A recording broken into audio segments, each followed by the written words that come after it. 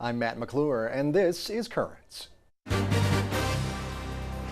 It's an invasion of the four-legged kind at a local church to celebrate the Catholic Church's best-known animal lover. It's also our responsibility in caring for the world, as St. Francis would have it, that we're trying to get homes for these pets. Plus, Evangelist Pat Robertson creates a public firestorm with his advice to the husband of an Alzheimer's victim. If he's going to do something, he should divorce her and start all over again. And best known for his love of animals, we reveal a lesser-known side of a popular saint. I think from St. Francis' encounter with Islam, we can learn patience and acceptance of others.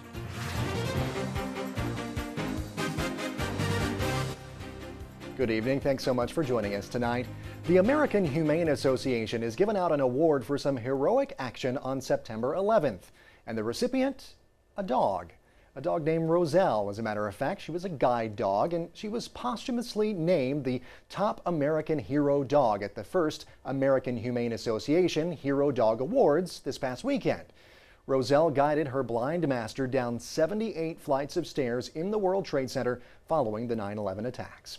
And that owner likely felt blessed to have Roselle with him on that fateful day. But we recently caught up with some people who took their pets to church to have them blessed.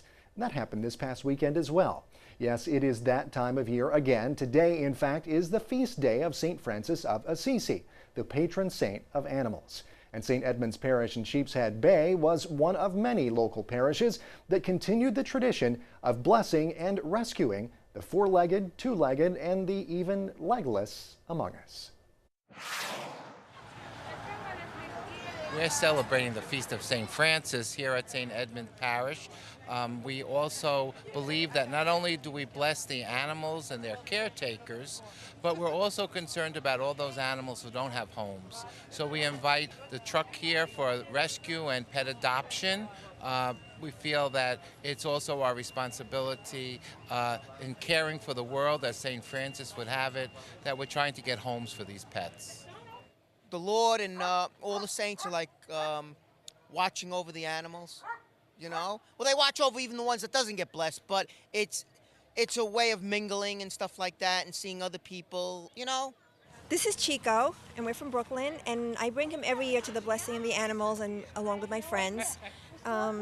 We just believe that animals are part of God's creation. We treat them like family, and we just feel that they should be blessed with the same blessings of the same God who created all of us. It's really God who's doing all the blessing. We just ask God, through the intercession of St. Francis, to send his graces upon these pet owners, most especially, and their pets. And we have a little ritual that we do in the grotto, and we sprinkle them with water. Well, I already know they're going to heaven, but I guess it brings them closer to God in some way, closer to me. I think animals are more important than people most of the time because animals are more trustworthy. Even snakes, you would know way before they're going to bite you, before a human will ever do it to you. So.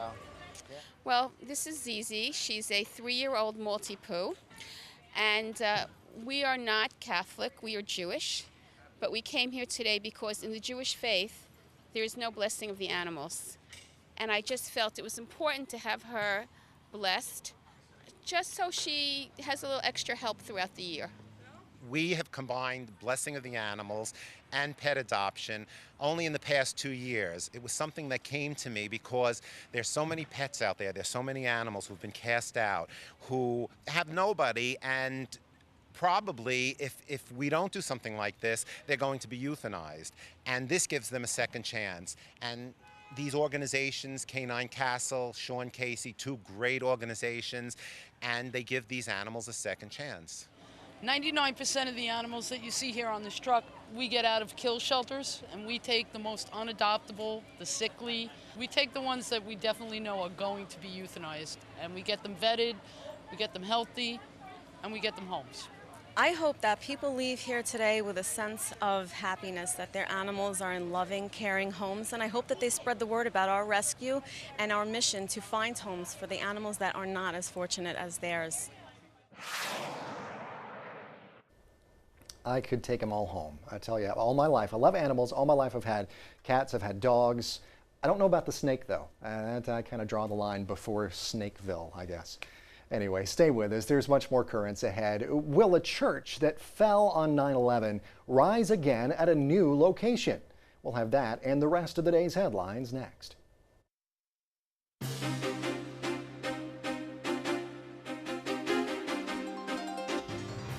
Welcome back to Currents. I'm Matt McClure. Coming up in just a bit, St. Francis did more than just talk to the animals. We'll show you a side of him that you may not know. First, though, let's have a look at today's headlines. A church that was destroyed on 9/11 will rise again at a new location. That is, if Governor Andrew Cuomo has anything to say about it. The New York Post reporting Cuomo wants St. Nicholas Greek Orthodox Church to be rebuilt on the site of the former Deutsche Bank building. The Port Authority, which owns the site, had ruled out rebuilding the church there, instead wanting to build it at its original site across from the September 11th memorial. A spokesperson for the governor would not comment because discussions are ongoing. U.S. bishops, meanwhile, have renewed their teaching guide for Catholic participation in political life ahead of the 2012 elections. The bishops had originally released the document called Forming Consciences for Faithful Citizenship back in 2007. In an introductory note, U.S. Bishops' Conference leaders urged pastors and others to continue to use the guide to help form their consciences for the upcoming election. The Archdiocese of New York has announced that it's reached a tentative contract agreement with its teachers. The new contract calls for modest wage increases for the teachers over the next 3 years and a small increase in the amount that educators pay toward health care. In a statement, Archbishop Timothy Dolan thanked the teachers' union for negotiating in good faith and for their continued dedication to the students. The rosary is at the center of a controversy at one Nebraska school. A 12-year-old girl has been told she cannot wear a necklace that resembles a rosary to class anymore. The principal said I couldn't wear my necklace at all because gangsters were wearing it. We had information from law enforcement that there were documented instances of gang activity in the area, and we also had information that stated that the rosary was being used as a symbol of gang affiliation. One ought to be able to figure out whether or not she's really trying to promote a gang. And if she's not, then again, why would she be punished for what ought to be her right of religious freedom and religious expression? The American Civil Liberties Union of Nebraska says it strongly opposes the ban because it violates the First Amendment guarantee to practice religion freely. A sponsor of a controversial bill in Mexico that would offer couples a marriage contract is defending his proposal, and not everybody agrees with him. We get more now from CNN's Rafael Romo. Until death do us part. That's what generations of couples have vowed at the altar. But a legislator in Mexico City wants to give them an option. Leonel Luna from the leftist PRD party wants to make it easy for couples to divorce if things are not working out the way they hoped. The marriage contract would last 2 years. After those 2 years, it can be renewed. Before that, the clauses of this contract have been established, including whether property is owned by spouses or separately. If the relationship ends, it's also previously determined who gets custody of the children. The Mexico City legislature is scheduled to debate the bill this week. Some young people in the Mexican capital say the bill would benefit many couples who tie the knot in a rush. It's like renewing your vows after 2 years if you want. If there's a fight, they can plan what to do from the beginning. If approved, the bill would only apply to couples getting married in Mexico City. Mexico has the second largest Catholic population in the world, and many say the bill goes against family values. If you're making a commitment to share your life with someone, it better be for more than 2 years. It has to be for the rest of your life. Mexico is suffering very serious problems precisely because we're losing family values. I think that instead of creating all kinds of comfortable rules for political purposes, legislators should focus on promoting strong marriages and family values. In spite of the Catholic Church's opposition, 50% of all marriages in Mexico City end up in divorce. The ensuing legal battles between those seeking a divorce and fighting for the custody of children drain the resources of the legal system and clog the courts. But opponents say any bill making it easier for marriages to end up in failure and to break up families will never be good public policy. That is CNN's Rafael Romo. Well, from Iran, a group of 11 Protestants who have fled that country have reportedly received death threats. The group reportedly received email messages offering them the opportunity to repent or be killed. A Christian leader in Iran says he and his churches are taking the threats seriously. Meantime, GOP presidential candidate Rick Perry is weighing in on a similar case from Iran. Perry says the impending execution of a Protestant pastor who's scheduled to die unless he returns to Islam is, quote, unacceptable. Well, turning now to Rome, quote, there is no room for supporting the death penalty in today's world. That is a quote from a Vatican expert on capital punishment. Tommaso Di Rusa of the Vatican's Council for Justice and Peace says the Church's teaching on the death penalty is not immediately understood. He says the divergence of many U.S. Catholics from the Church's position means the universal Church needs to help guide the local churches on the matter. The statement comes after several high-profile death penalty cases here in the U.S., including Georgia inmate Troy Davis. He was killed by lethal injection last month, even though several witnesses in his case recanted their testimony. Well, the Vatican newspaper says a decision by the British Broadcasting Corporation is historically senseless hypocrisy. So what has the paper so fired up? Well, the BBC says it will no longer use the time references BC for before Christ or AD for Anno Domini, or the year of our Lord. The BBC says it's doing away with those abbreviations because they may be offensive to non-Christians. Instead, the company will use BCE for before Common Era and CE for Common Era. The Vatican's paper joined a number of other critics in pointing out that the new abbreviations still use Christ's birth as a reference point, just without acknowledging it. And Tom and Jerry, Rocky and Bullwinkle, and how about John Paul and Padre Pio? Rome Reports has details. Padre Pio of Pietrelcina and Pope John Paul II returned to their childhoods to become the protagonist for this comic book. It's called Piucci and Lolek and meant to send ideas with positive values to children. It's a comic book that mixes the real world with some fiction. The publishing house is Auduka, formed by the Archdiocese of Krakow, Poland, and the monastery where Padre Pio lived. The first copies were given to sick children in a hospital founded by Padre Pio in Italy's San Giovanni Rotondo. Piucci and Lolek will soon jump to the small screen in a cartoon series for television and DVD. For now, books and stuffed animals can only be found in bookstores and shops in the convent of Sant'Angelo, but they will soon be sold all over Italy. Stay with us, there's more currents coming up. Coming up, does Till Death Do Us Part become optional when your spouse has an irreversible disease?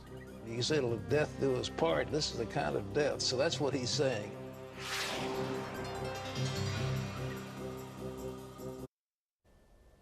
Welcome back. Till death do us part? Well, according to one popular televangelist, maybe not. Last month, during an episode of the widely watched program The 700 Club, televangelist Pat Robertson, who is no stranger to making controversial remarks, offered now hotly debated advice to a man who began dating another woman because his wife has Alzheimer's disease. I know it sounds cruel, but if he's going to do something, he should divorce her and start all over again. But you know, to make sure she has custodial care and somebody looking after her. But isn't that the vow that we take when we marry someone? That it's for better, for worse, for richer, for poor? I know, if you respect that vow, but you say, till death do us part, this is the kind of death. So that's what he's saying, is that she's like, but this is an ethical question that is beyond my ken to tell you, but I certainly wouldn't put a guilt trip on you if you decided that, you know, you had to have companionship, you're lonely, and you're asking for some companionship as opposed to, but what a grief. So maybe that wasn't the answer you were expecting, huh? Well, Robertson's recommendation there has generated a firestorm of criticism and also some support. But how would the answer have been different, or maybe even the same, if you answered that question from the Catholic Church's perspective on marriage? Well, joining me now by phone to help sort of get through the weeds here on this issue and answer this vexing question is Father Joseph Jabino. He's a professor of theology at St. John's University. Father Joe, thanks so much for taking a few minutes out to join us. Really appreciate it. Always a pleasure to talk with you, Matt. Well, and it's always a pleasure to have you here. So what do you make of Pat Robertson's comments to this gentleman who is talking about this man whose wife has Alzheimer's, and he's now started to date other women? How would we handle that question from a Catholic perspective? Well, when I was hoping that Pat Robertson was going to take this in the direction of adultery not being a good thing. So I was very much caught off guard when he segued into the she's gone, because indeed and in fact from the Catholic perspective, she is still very much alive and deserving of the dignity of every human person.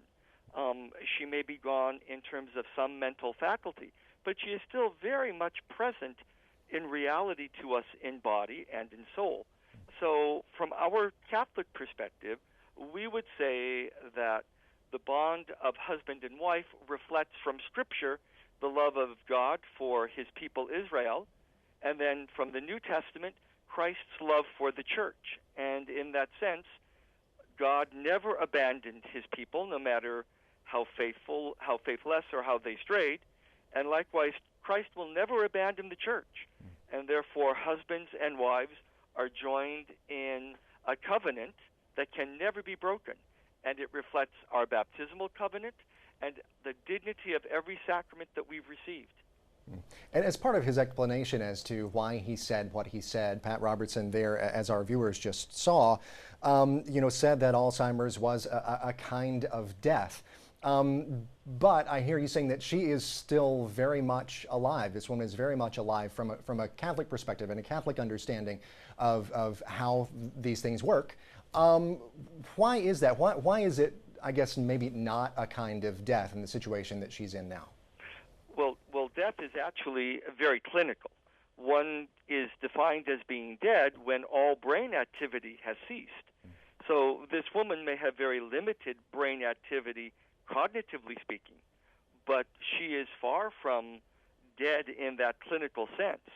And again, I'd like to stress that sometimes in our present culture, we are not comfortable using the word sacrifice. And certainly this gentleman, as a husband, is put in a terrible situation, and his suffering would be great. And yet, because he has entered into a covenant with his wife, for better or for worse, in sickness and in health, suffering for us has to be considered as part of his responsibility as a husband.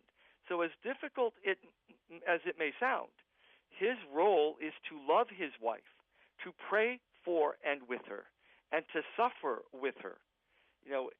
His role as a husband is to always be there as a spouse, no matter how difficult it may be.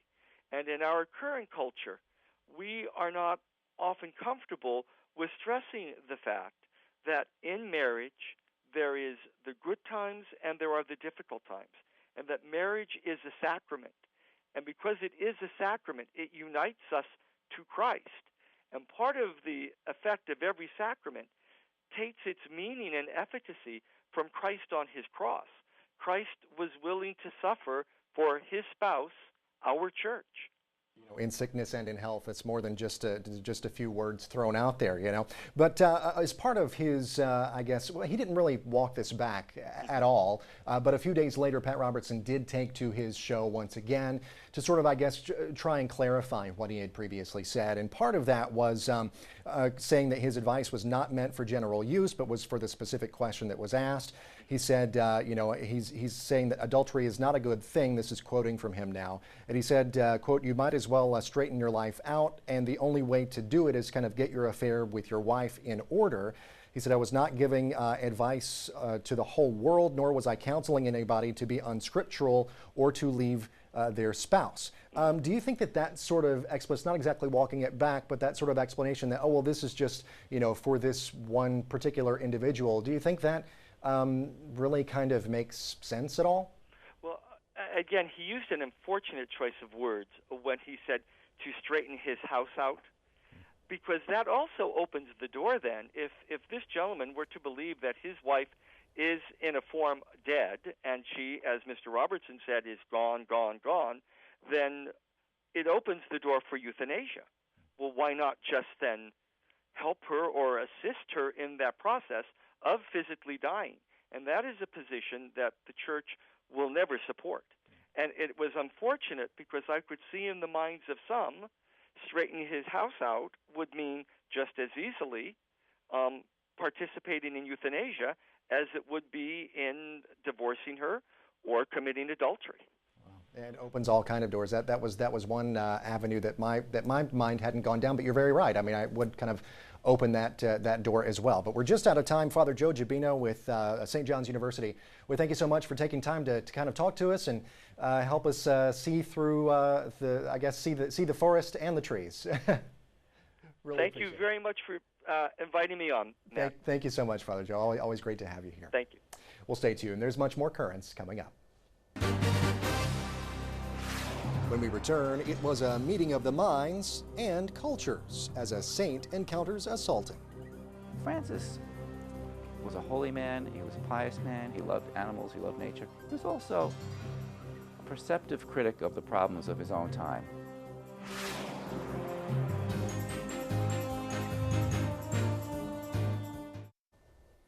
Finally tonight, St. Francis of Assisi is arguably best known as the patron saint of animals. And, judging by the number of people who turned out at pet blessings around the country this past weekend in his honor, that is most certainly the case.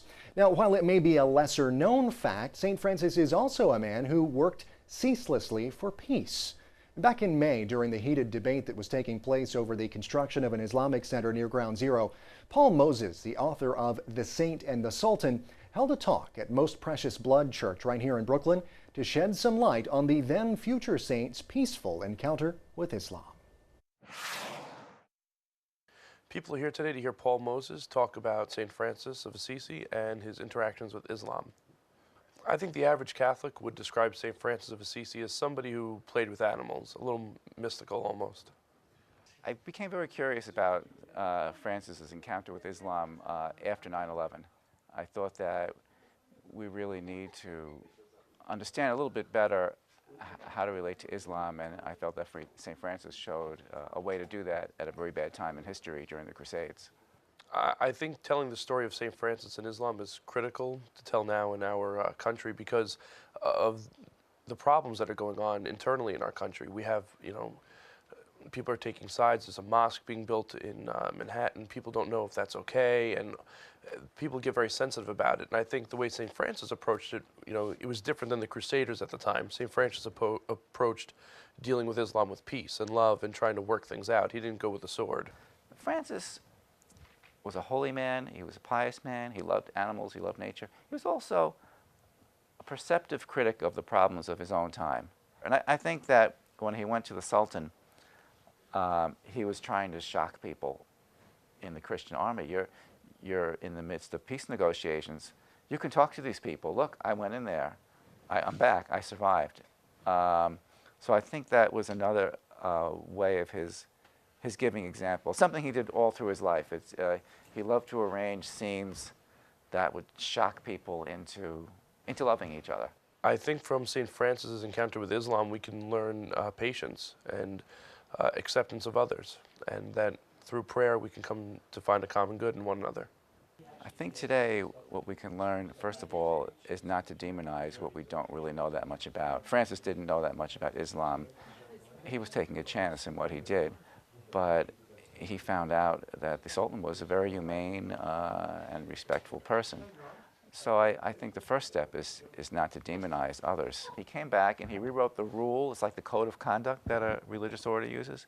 And he put in it, when we approach Muslims, we can preach to them and argue with them, but there's also another way we can do it. We can live peacefully among them and just be subject to them and not get into any disputes or contention. What I got from the talk was pretty much just a great depiction, a great, recollection of St. Francis, of the way that he interacted with, the Islamic faith, the way that he interacted in the midst of war, and always sought to bring God's peace, always sought to bring, the gospel, even in ways that were so countercultural at the time. Very interesting discussion and a very timely topic. Well, that is it for this edition of Currents. Now, coming up tomorrow, as we reported earlier, U.S. Catholic bishops released a voter's guide today. But will Generation X pay it any attention? We'll have more on that coming up tomorrow. Until then, though, be sure to visit us online at currentsny.net. We're also on Facebook and Twitter. For all of us here at Currents, I'm Matt McClure. Thanks so much for watching. Have a great night.